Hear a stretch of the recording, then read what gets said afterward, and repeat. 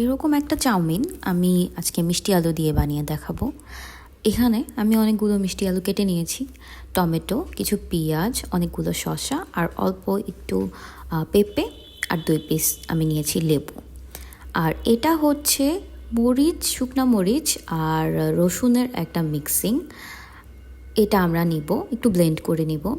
সাথে soya sauce আর 3 packet আমি এখানে ম্যাজিক মশলা ইউজ করব।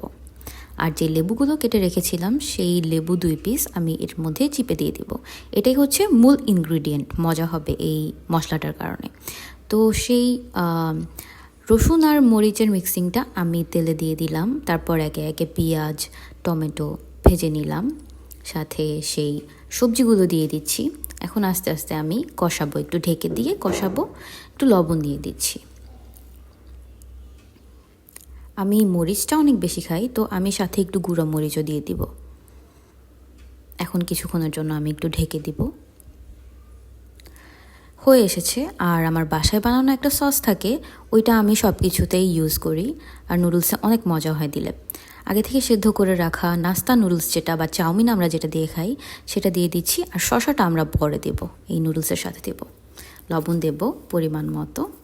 আর হচ্ছে সেই মিক্সিংটা এখন আমরা ঢেলে দিয়ে নাড়িয়ে চাড়িয়ে মিশিয়ে নিব। দেখতে পাচ্ছেন অনেক সুন্দর একটা কালার আসবে। আর একটা ডিম আমি একটু পোচ করে নিচ্ছি, নুডলসের সাথে আলাদা করে আমি ডিমটা খাই।